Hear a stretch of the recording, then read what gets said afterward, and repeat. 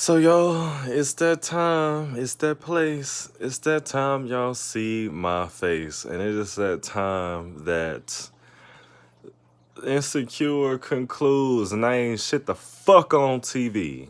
What am I gonna watch now? I guess Greenleaf is getting ready to come back.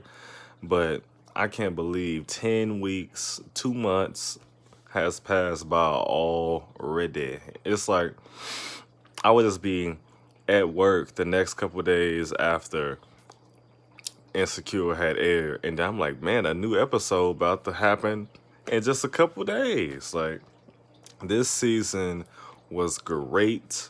I feel like if I was gonna line them up, season two would be my favorite. I don't know. Season two is my favorite season. I don't know what comes in number two between season one and this season, but season three is the dead last loner. The dead last loser. It is the dead last loser. I hated that fucking season. It was so boring. It didn't get good until Lawrence came back and brought Chad's crazy ass right along with him. That fucking season was so boring. But this season, I just don't know. I feel like I do it like this. Season two is number one. Season one and season four are a tie. And season three ain't even on the fucking block. It's not at all. That's just an empty space. But this episode, it was really good. I feel like it was a good way to conclude the season as far as like everybody is in limbo and we don't know what the fuck is gonna happen, in between this season and season five, as far as like Molly and Andrew, as far as Issa and Lawrence, as far as Condola and Lawrence, as far as Derek and Tiffany, because who knows? Like, her whole postpartum depression shit may be the anchor in her fucking marriage to where they get a divorce as a result because they can't successfully co-parent as husband and wife. And we don't even know what's gonna happen with Issa and Nathan, and we don't know what's gonna happen with Issa and Molly.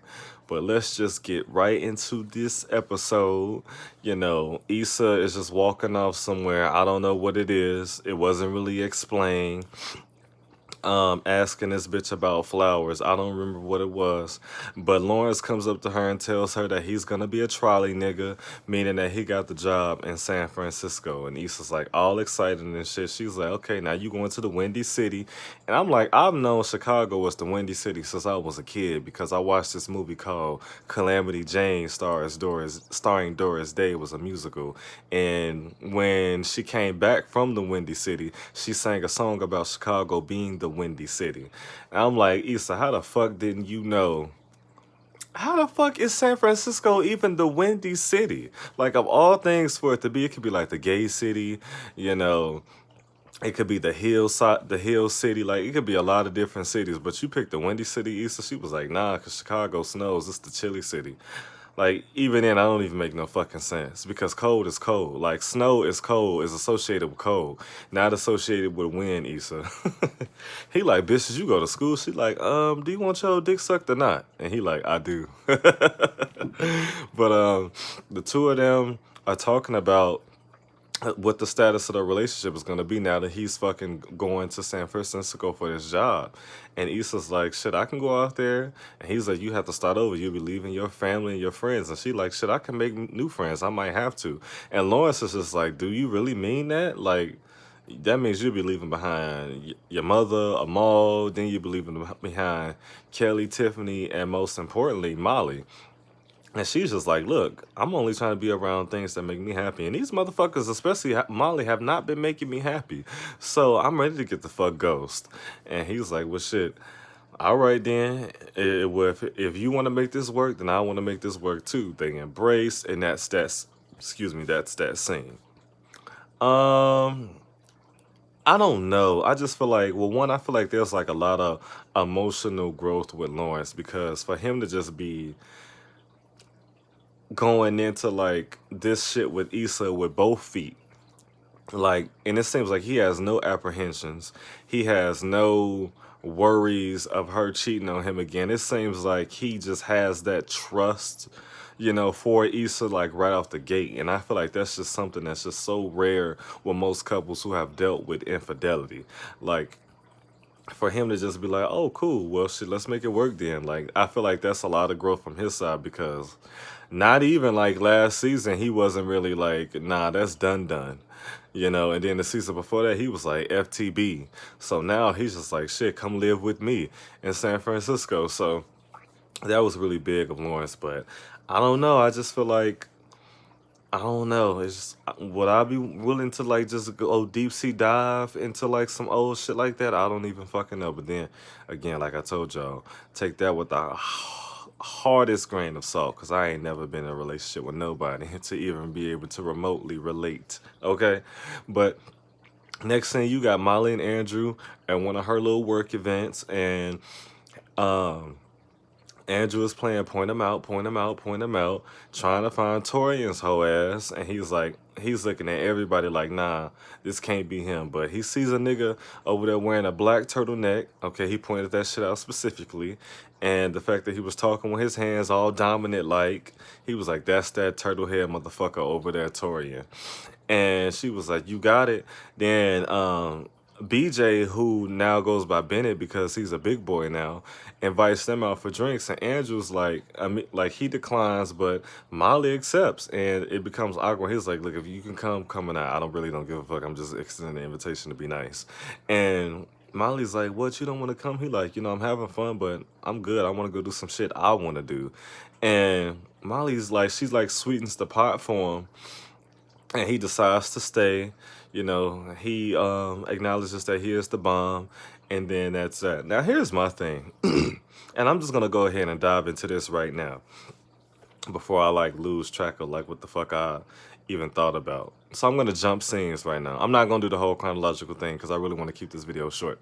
So yes, Molly makes the mistake of just feeling like things are just gonna be good as long as she thinks they're good.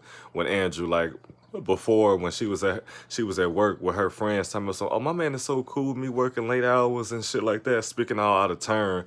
Then turns out when they talk about it, he like, "Actually, I don't like that." And then when you do shit like that, I have backup plans. And then when you find out I have a backup plan, you pissed about it because you always cancel on me. So I just want to make sure that I'm not about to be at the crib bored for the rest of the fucking night. So I make backup plans. Okay, she spoke out of turn on that, and then just assuming that he just wanted to stay at her shit. Like, Molly, this is your work event, and she's like, "Look, you complain about me, working late. Then when I invite you so we can spend time together, you have a problem, bitch." Just that don't mean he want to spend time with you at your workplace. Like, he want to go actually do things that the both of y'all can actually enjoy. He really can't be himself in your work circle. He got to make sure he makes a good impression and doesn't embarrass your ass. Like, even though like this is like a little fun thing for work, this is still work, because it's just like I can't really go out with my coworkers like at a goddamn holiday party or shit like that and get fucking pissy fucking drunk, coughing and throwing up on everybody and saying shit like all crazy. Nah, this is still work. I still have to make an appearance. And that's what he's doing. He's like, "Nah, we could be at motherfucking the Pac-Man arcade right now, but nah, I'm here at work. Yeah, spending time with you, but this ain't the way I want to fucking spend time with you. I may want to be in the crib with you and you rubbing my feet, but nah, I'm here." Like, so she was wrong in that, but where I felt like Andrew was wrong is that Andrew continued to fucking bend to Molly's will. Like, as he stated, every time you want me to do something, I do it. If that's becoming a problem for you, then you need to establish those boundaries right then and there when it starts to become a fucking problem. Not sit up there and let it fester the way he was. Like, he should have been caught on to her pattern. Like, okay, she gonna want me to do this, but when I want her to do something, she's not gonna do it. So you know what? I'm just gonna decline. Like, yeah, she offered to like, "Well, what if I did this to make you want to stay?" And it could be a work thing for you too. He'd be like, "Nah, I'm just gonna." He could have been like, "Nah, I'm just gonna go home."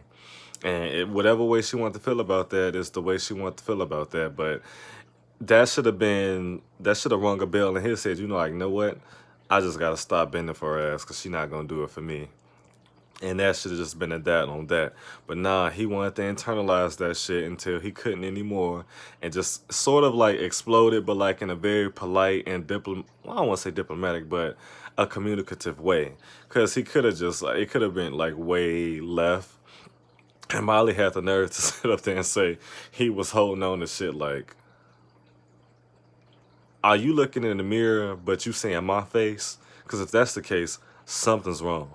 But their argument, it just seemed like Molly just totally and completely lacked self-awareness in that moment. Like some of the things that she was saying was just like out of control. Like, and then I remember like, I don't know if I said in my last video, I'm like, Molly is going to fuck things up with Andrew so bad that she's going to be the one knocking on Issa's door, because at that moment she's not going to have anybody else to go to, because whereas with her being single, she would whereas her being in a relationship going through shit, she can now use Andrew as the filler that Issa once was. But since she may not be with his ass, she ain't got nobody to fill that void anymore. So, but anyway, they have their argument. No. 1 second. Because even then, like, I don't know if I stated this in my last video. I'm just like, yeah. I didn't like the fact that he was like, oh, yeah, you could have tried my, like, when she said, I don't know why you would put me in something that's uncomfortable. Like, yeah, I agree with that, because, like, he tried to use that as a reason, like, oh, you just blew my brother off. Motherfucker, I'm not ready. Like, if I'm not ready to deal with a motherfucker, don't try to sit up there and make me have to deal with them. Like, don't try to make me deal with them. Allow me to come into my, because first of all, I don't work on that time. Just because they're ready to apologize to me and make amends with me don't mean I might be ready. I may still be tripping. And however I feel about that is valid. I don't have to fucking be ready when someone else is ready for me to be ready for them. That's not how that works. So when he wanted to cite that as a reason as to why she always does things when she wants to do, I feel like that was fucked up, because at the end of the day, that motherfucker had me fucked up. I didn't have him fucked up. And yeah, he wants to apologize to me now, but he just gotta wait until I'm ready to hear it. That's how I feel about it, and he should have been understanding about that. I see if it was Molly who did this, who had him fucked up, but it wasn't. It was his brother, so he should have been like, you know what, you're gonna have to give her a little more time because she's not ready to come around you yet. And his brother, if he was a fucking a grown ass mature adult, he'd be like, you know what, I understand that because I was tripping that day, so I wasn't feeling that, Andrew. But let's continue. So Kelly's calling Molly. She's blowing her the fuck up. And I feel like I'm missing something. But oh well. They go on this whole motherfucking Amber Alert for Tiffany. Tiffany, like as I told y'all before, Tiffany is battling postpartum depression. I told y'all. And this storyline of her just like up and disappearing is like something that I've seen in Tyler Perry's House of Pain. And it was the episode where Janine, who was CJ. Nah, that wasn't CJ. Was it CJ? Cause it no. Cause I think Curtis's son was CJ. I can't remember Alan Payne's character's name on fucking House of Pain, but pretty much his wife Janine had their twins, and she had postpartum depression. And on the episode, the twins were crying just hysterically, and everybody was just ignoring her, like her pleas for help. So she literally just left the crib with the door open and just left the babies there in the living room crying. So I'm like, okay. See, for me, it's like, I don't really like to see things in shows that I've seen from other shows, because it's like, okay, did you get this from that source? Like, let's bring up Tyler Perry again. And Why Did I Get Married Too, when Jill Scott's character was taking her husband to chemo, or with her ex-husband to chemo, and whatchamacall found out, her current husband had found out about it. And it just reminded me of Soul Food when Bird went to go meet with Samuel and Lim ended up finding about it. I'm like, come on, y'all. I do not want to be able to piece shit together from other shit, okay? Let's do the own shit. Although, I can understand how y'all do that, though. But I was just like, be that as it may. So they go on this whole fucking thing. You know, they start off at the, I think it was a mall or something, but the funny thing about that scene when they was like all splitting up and shit, Kelly went to go talk to the security guard because he looked like he's saying some shit. And Derek went his way. Issa and Molly like, okay, where we gonna go? Issa's like, maybe we should talk to the concession stands. And Molly was like, yeah.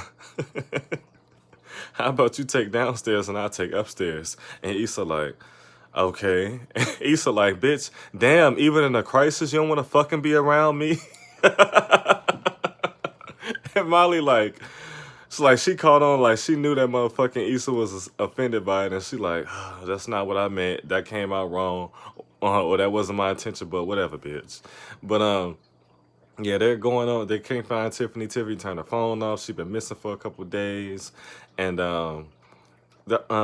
were trying their best to find her. Issa and Molly were like talking and working together to find her ass, bringing up like Guiznados or whatever the fuck it was. They was thinking about how back in the day last time Tiffany went ham on some margaritas way back in the day, and they just used that to try to find her ass today. And Kelly being crazy, she like, Derek, you should have been told us you had a fucking lift charge on your card. That was useful information. They all were at one point, but Kelly went a little hard, and he's like, it don't say where the fuck she went, dumbass. It just tell me there was a purchase being made. She like, oh, okay, yeah, everybody back the fuck off Derek.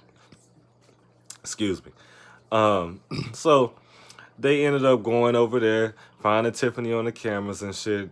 Eventually ended up finding her in the hotel. Nothing was really talked about. Nothing was really discussed other than, Derek, she telling Derek she's sorry, and he was hugging all that bullshit.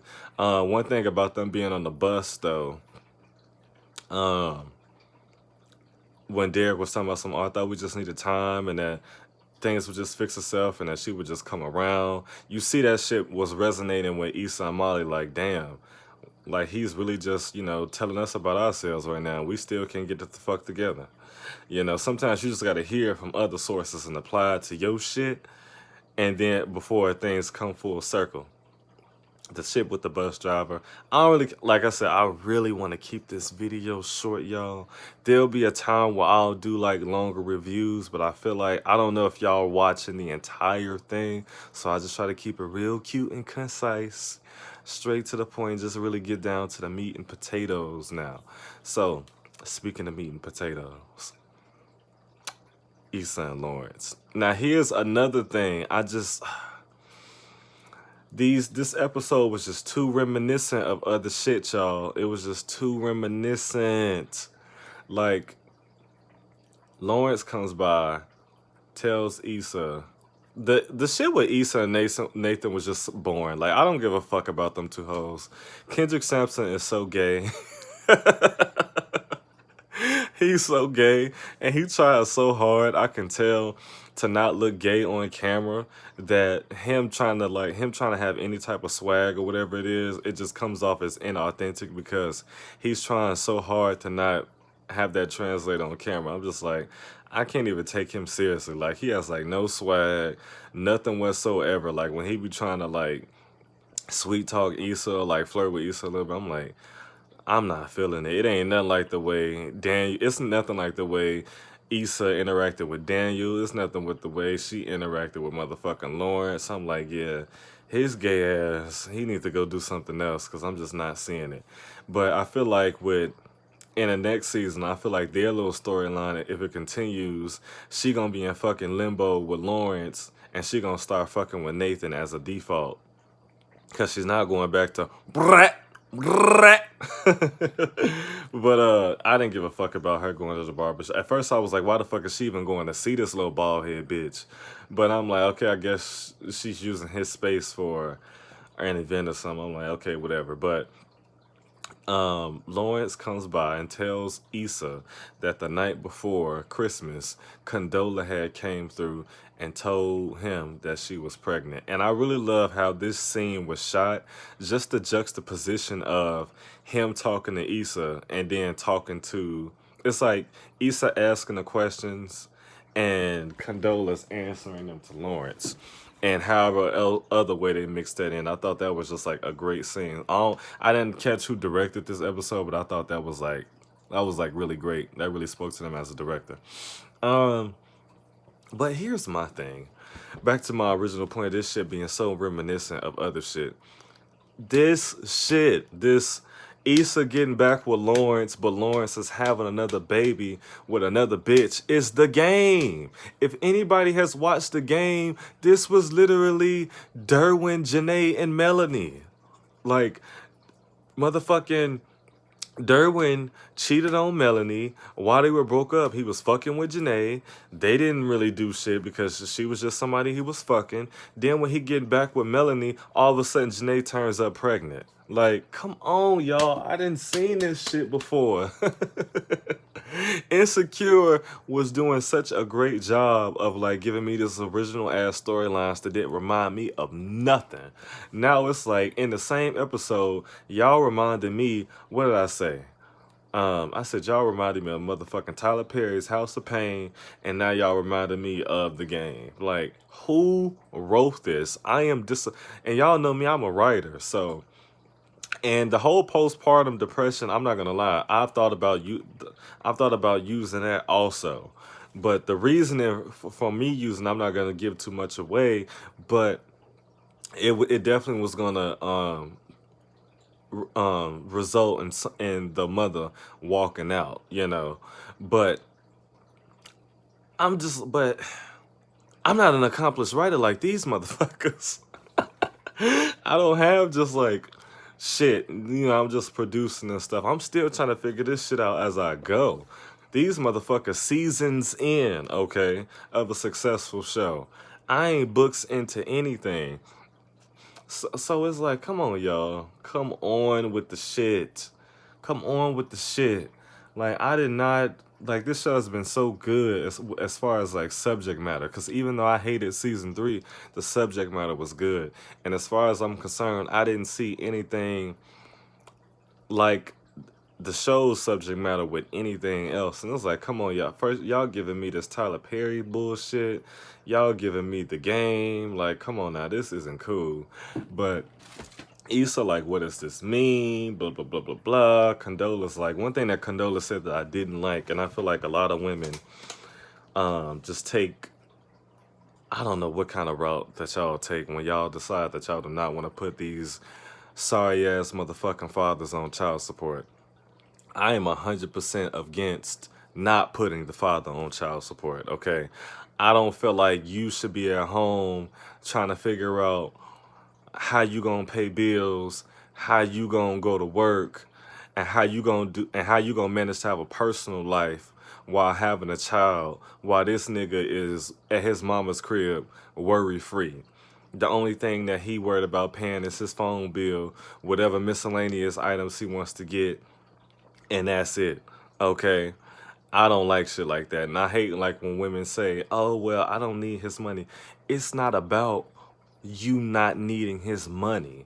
It's about this motherfucker does not deserve to just be living his life like it's golden, like Jill Scott and shit, uh, scot free, okay, on this baby. I'm not cool with that whatsoever. So to any of y'all watching, put that motherfucker on child support. He gonna have to do something. A he either gonna be a father or he gonna be a check. It's up to him, or he can be both. Okay, but him to just be living his life like he ain't got nothing going on, like he ain't got no child out there with his same exact fucking face. Okay, while you over here figuring out what you gonna do with yourself and this baby that y'all made, it's not cool. It's not cool at all. So when she said that, I just wasn't impressed. I'm like, nah, Condola, I don't give a fuck what the fuck you talking about. Talking about, you know, it's his choice what he wants to do. You good either way. Nah, don't even put that because you know you do that. That's just a selfish ass thing for you to say because if you do that, now your child is wondering why his father ain't coming around. It's because you indirectly told that nigga not to even show up if he didn't want to. What kind of shit is that? You know, so she's a dumbass. Fuck her. But that bitch and Lawrence asking her, you know, was the baby his? I feel like that was a valid question because we don't know how far along she is, and we don't know if she started fucking anybody once they broke up. You know, that was valid. Issa's feelings were valid. But I don't know. Like, I can't like speak. I know it's like different for like men because you seldom hear men like, you know, like you having a baby by somebody else, but I still want to be with you, you know, because there's some men who don't even want to have sex with their baby mamas who are pregnant with their child. So more or less, I can't really see a man want to have sex with a woman who's carrying a child who's not his, you know. But I don't know. I feel like that's a real touchy thing because I feel like with in Lawrence's in Issa's situation probably would be easier for her because like the baby is like elsewhere, you know. It's not like it's really gonna be home with him. But of course, when the baby does come, and they're like, if the baby like comes over or if he just goes to visit the baby, but then it's like I don't know. It could really just be a whole can of worms. Like, oh, why was you spending so much time at her house? You said you was only gonna be over there for an hour. You didn't leave. You left 3 hours later after the time you said you was gonna leave. Or, you know, oh, I don't want my baby over there with that because you know Issa, she really ain't responsible like that. She ain't got it all. You know, it could just be like a whole thing. So, and my mom, you know, she was like saying like, oh, she just so quick to jump in the bed with him. She should have just waited because now look what's going on. But I'm like, even then, even if they did wait, I don't feel like it would have made a difference because the baby was still coming. You know, either way, like even if she waited and you know the baby was still gonna be on its way. You know, like if they would have waited 3 months, the baby got 6 more months left to make its arrival. You know what I mean? So I don't know. But this was a really good finale. It was a really good finale. I really enjoyed it. As far as Molly and Andrew, like I said, I covered them hoes because I just feel like Andrew, you should have been caught on to the pattern and establish your boundaries and nip that shit in the bud. Like, look, I'm not about to keep doing this for you, especially when you're not doing it for me. And that's just that on that. It's really no argument. This is what you've been doing. These are the examples of what you have been doing. I'm not doing those with you anymore because of this. And that's that. But we don't know what's going on with them, but I was so glad to see like it was Molly who actually like kind of like bossed up and was like, you know what, let me extend this olive branch. Well, I don't want to say extend this olive branch because it's like, Molly, would you have really done this if, because I'm thinking to myself, like, well, maybe what Derek was telling them hoes was resonating with them, but it's like, would you have done this if things between you and Andrew were in a great place? You know, because it's looking like that's not the case. It's looking like she needs somebody to lean on now. And now she wants to be like, well, maybe I could, you know, get things back right with Issa, get our shit fixed so I can get back to having this emotional support. But that remains to be seen, y'all. But I'm doing good. It's going to be like 28 minutes, but I'm under 30. I didn't keep this cute and concise enough. I mean, it was concise. It probably just wasn't cute enough because we almost 30 minutes in. But this was a great show. Y'all know I love this fucking show. This was a great ass finale. So if y'all are watching this, I want because I don't know like what I'm gonna do on my channel after this because I don't know if I'm gonna review another show or if I'm gonna start covering all these topics. I feel like I've really lost my voice as far as doing YouTube, but Insecure was definitely what brought me back, and it has been fun. It has been nice seeing like the videos, so I'm getting like hella views. And I'm getting videos with like more hella views than I am with like I'm getting more triple digit videos than I am like double digit videos, which is nice. But I don't know what I'm gonna do. We'll see. But if y'all truly enjoyed me recapping this series, and I want y'all to like, comment, share, subscribe, click the bell all at once. I really appreciate it. I hope y'all all have a great one. That has been my review of Insecure Season 4, all 10 episodes. I actually did all 10. You know, I'm happy for that. And y'all all have a great one.